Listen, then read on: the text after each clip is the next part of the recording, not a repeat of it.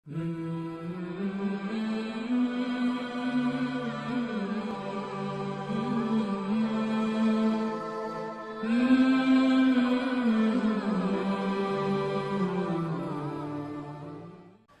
fillah, ada sebuah penyakit. Penyakit ini penyakit legendaris. Penyakit lama. Penyakit kuno. Yang mungkin sebagian kita berpikir penyakit itu tidak akan berulang kembali. Tapi ternyata penyakit ini dinamis. Dia datang dan terus datang untuk merusak manusia. Kata Nabi alaihi salatu wassalam 1446 tahun yang lalu mengatakan, dabba ilaikum da'ul umam. Dabba ilaikum da'ul umam. Telah datang kepada kalian secara perlahan-perlahan. Sembunyi-sembunyi. Penyakit umat-umat yang sebelumnya. Itu kejadian 1446 tahun yang lalu. Bagaimana kondisi penyakit itu di hari ini? Apakah sudah selesai? Tidak. Al-hasad wal-baghdha. Penyakit itu namanya hasad. Baghdha. Kebencian. Kedengkian. Ahibati fillah. Ma khala jasadun min hasad. Itu ungkapan sebagian ulama yang mengatakan tidak ada jasad yang sembuh dari penyakit ini. Hampir tidak ada. Awal cerita hasad ini, maka cerita nikmat yang Allah berikan kepada selain kita. Tatkala Allah memberikan nikmat kepada Adam alaihi salam. Ketika Allah perintahkan malaikat-malaikatnya untuk sujud kepada Adam. Iblis menolak untuk sujud. Ditanya, apa yang menghalangimu untuk menjadi orang-orang yang sujud? Qala ana khairun minhu. Aku lebih baik daripada dia. Ahibati fillah. Iblis kemudian dilaknat. Diturunkan ke bumi. Tapi dia menyimpan dendam. Dia bersumpah kepada Allah Azza wa Jal. La'uwiyannahum ajma'in. Aku akan sesatkan semua. Ya, semua itu anak keturunan Adam.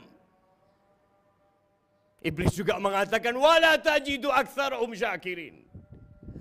Engkau akan mendapati kebanyakan mereka tidak bersyukur, ya Allah. Bagaimana hasad membuat iblis tidak taat kepada Allah.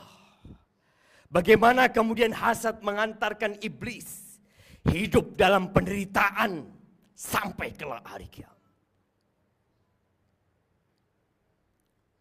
Ahibati fillah. Peristiwa hasad di langit turun ke bumi. Kita semua tahu bagaimana Allah Azza wa Jal menyuruh nabinya untuk menceritakan cerita ini. Watslu alaihim naba abnai Adam. Ya, ceritakan tentang dua anak Adam. Bagaimana kedua anak ini yang merupakan dua anak Nabi. Ya. Yang mereka hidup di rumah Nabi. Mendapatkan pendidikan dari ayahnya Adam alaihi salam. Tapi ternyata penyakit itu ada. Ketika Allah perintahkan keduanya untuk berkurban. Idh qarraba qurbanan. Ya, keduanya berkurban. Fatuqubbila min ahadihima walam yutaqabbal min al-akhar. Terjadi hasad lagi. Diterima dari salah satu dari keduanya, yang satunya nggak diterima. Bagaimana orang yang tidak diterima? Yang disebut-sebut namanya Qabil. Dia hasut sama saudaranya sendiri. Satu bapak, satu ibu. Lalu dia mengatakan, la aqtulannak. Aku akan bunuh engkau. Aku akan membunuhmu.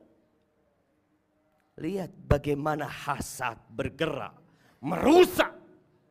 Sampai anak-anak Nabi pun seperti itu. Di rumah Nabi Yakub. Nabi Yakub putranya Nabi Ishak. Nabi Ishak putranya Nabi Ibrahim. Khalilur Rahman. Ada itu hasad. Bagaimana mereka melihat bahwa ayahnya seakan-akan pilih kasih. Mereka mengatakan, wa nahnu usbah. Lalu singkat cerita, mereka bermusyawarah. Mereka melakukan konspirasi yang bermula dari hasad di dalam hati. Mereka mengatakan, uqtulu Yusuf. Bunuh Yusuf. Bunuh Yusuf. Awitrahu ardan. Yakhlu lakum wajhu abikum. Wa takununa min ba'dihi qauman salihin. Sudah, bunuh Yusuf. Kalau kalian gak tega untuk membunuh dia, buang Yusuf. Singkirkan dia. Supaya hati ayah kalian menjadi condong kepada kalian. Selesai. Dan setelah itu kalian menjadi orang-orang soleh. Ahibati fillah. Kalau itu terjadi di anak-anak Nabi, bagaimana dengan diri kita? Kita perlu bermuhasabah. Orang yang hasad, dia memandang nikmat yang Allah berikan kepada orang lain. Kenapa tidak dia berikan kepada dirinya? Dia memandang kenapa orang itu lebih baik daripada dia. Kenapa lebih banyak rizkinya? Kenapa dia lebih berilmu? Dan biasanya hasad itu lebih sering terjadi di yang sama-sama profesinya. Mahasiswa, sesama mahasiswa. Ustadz, sesama ustadz. Staf, sesama staf. Pedagang, sesama pedagang. Ahibati fillah. Ini penyakit yang menakutkan. Bagaimana sehari kita diperintahkan untuk berulang kali meminta perlindungan kepada Allah Azza wa Jal. Kita baca tadi pagi 3 kali. Habis sholat entar lagi kita baca 1 kali. Habis asar kita baca. Habis maghrib kita baca. Habis isya kita baca. Sebelum tidur kita baca lagi 3 kali. Kita mengatakan, Qul a'udhu birabbil falaq. Min syarri ma khalaq. Wa min syarri ghasiqin idha waqab. Wa min syarri naffathati fil 'uqad. Wa min syarri hasidin idza hasad. Kita minta perlindungan kepada Allah. Kalau ada orang-orang yang hasad di sekitar kita, jahat dia jamaah. Jahat. Bagaimana iblis menggoda Nabi Adam alaihissalam dan menggoda anak cucu Adam sampai hari ini. Bagaimana Qabil tega membunuh saudaranya sendiri.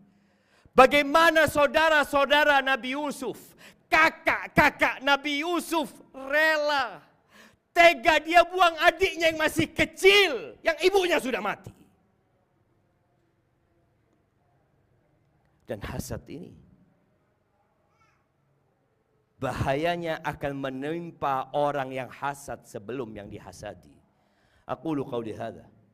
Wa astaghfirullah li wa lakum wa li sairil mu'minin wal mu'minat fastaghfiruh innahu huwal ghafurur rahim.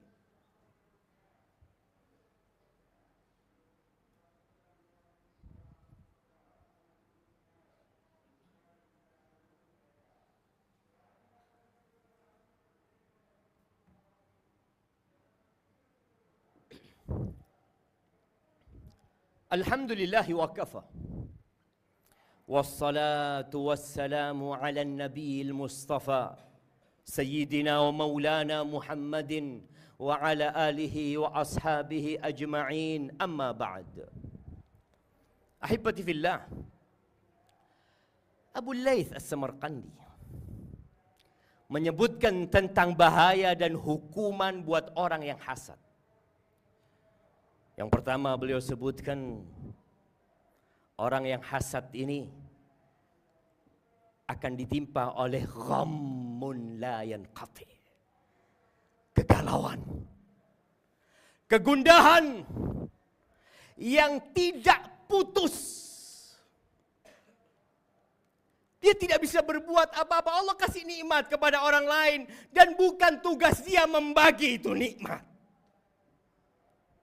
Allah jadikan sebagian orang lebih daripada orang lain. Engkau mau apa? Engkau siapa? Engkau mau turut serta membagi nikmat Allah? Maka orang yang hasad akan hidup dalam penderitaan yang tidak ada putusnya.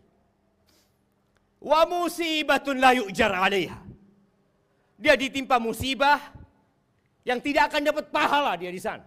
Padahal kita tahu musibah itu menghapuskan dosa, mengangkat derajat hamba, dikasih pahala. Gara-gara hasad dia kena musibah itu dan dia nggak ada dapat pahala dari musibah yang menimpa dia karena dia penyebabnya. Yang ketiga, wa madzammatun la yuhmad 'alaiha. Dia akan mendapatkan celaan yang tidak akan dipuji. Atas hasad dia nggak akan. Siapa yang memuji iblis? Siapa yang memuji Qabil? Siapa yang memuji saudara-saudara Nabi Yusuf? Tercela. Kita punya, ada di tubuh kita. Tapi orang yang karim berusaha menyembunyikannya. Menahan berbaik sangka kepada Allah Azza wa Jal. Dan hukuman yang keempat buat orang yang hasad ini, wa yaskhatu alaihi Rabb. Allah akan murka sama dia. Murka. Am yahsudunan nas ala ma atahumullahu min fadli. Apakah mereka hasad atas apa yang Allah berikan kepada hambanya? Allah yang bagi-bagi. Nahnu qasamna bainahum ma'isyatahum fil hayatid dunya. Kata Allah, kami yang bagi. Kenapa fulan ada di atas, kenapa fulan ada di bawah? Kenapa fulan menjadi kepala dan kenapa fulana tidak menjadi? Allah yang bagi. Kulit kita nggak sama, jamaah. Wajah kita nggak sama. Baju kita nggak sama. Rizki kita nggak sama. Ketika engkau hasad, engkau seakan-akan menentang hikmah Allah dan keadilannya. Seakan-akan kau mempertanyakan kenapa. Padahal Allah itu hakim. Allah itu halim. Kenapa fulan punya anak? Kenapa angkat enggak punya anak? Kenapa fulan anaknya laki, perempuan, anak-anak semua laki-laki? Ahum yaqsimuna rahmat rabbik. Mereka bagi-bagi tuh rahmat Allah? Enggak. Maka Allah murka kepada hambanya yang hasad. Yang seharusnya engkau yakin. Engkau yakin seyakin-yakinnya. Bahwa pembagian Allah berdasarkan ilmu dan hikmah. Engkau ingin? Minta sama dia. Engkau mau? Minta sama dia. Was'alullaha min fadlih. Minta karunia Allah Azza wa Jal. Dan hukuman yang kelima buat orang yang hasad. Wa tughlaq alaihi abwabut taufiq. Ditutup pintu taufik buat dia. Sulit dia akan mendapatkan hidayah. Karena dia sudah berprasangka buruk kepada Allah Azza wa Jal. Dia gak suka dengan nikmat yang Allah berikan kepada orang lain. Dia menderita tatkala melihat Allah berbagi nikmat kepada yang lainnya. Ahibati fillah. Ketika ditutup pintu taufik, sulit kita bertobat dan kembali kepada Allah Azza wa Jalla. Ithnani la yajtami'an. la yajtami'an fi qalbi mu'min. Dua yang tidak kumpul di hati orang beriman. Imanun wa hasad. Iman dan hasad. Itu pesan Rasulullah sallallahu alaihi wasallam.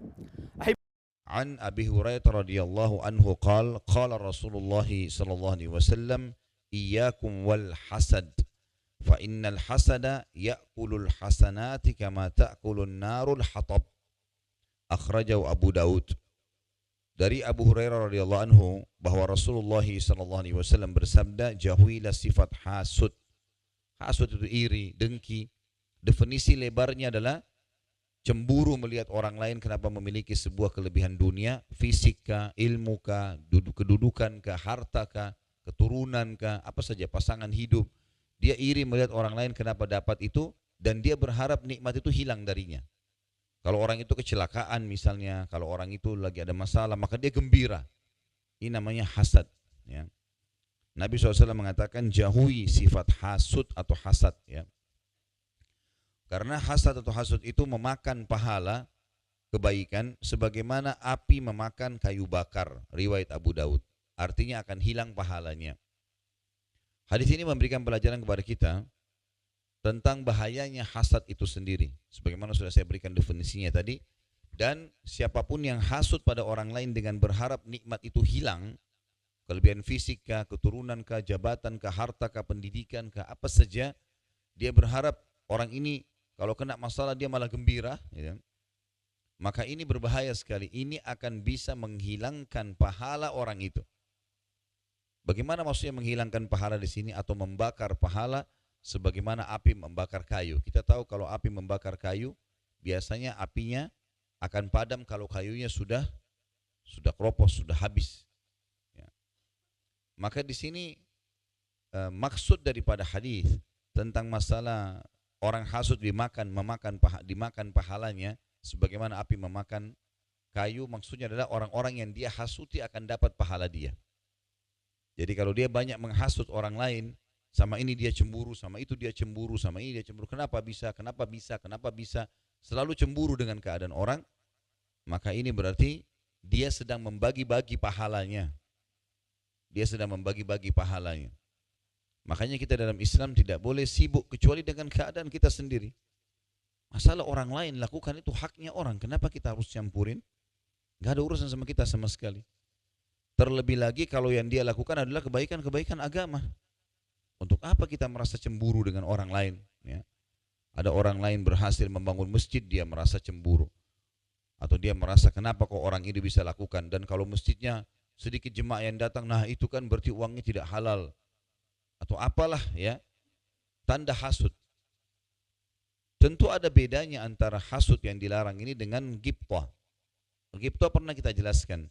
Kalau seseorang Allah berikan kelebihan, secara kelebihan dunia, fisiknya kah, keturunannya kah, hartanya kah, dan seterusnya. Kemudian kita merasa cemburu, tapi cemburunya itu bukan berharap hilang dari dia.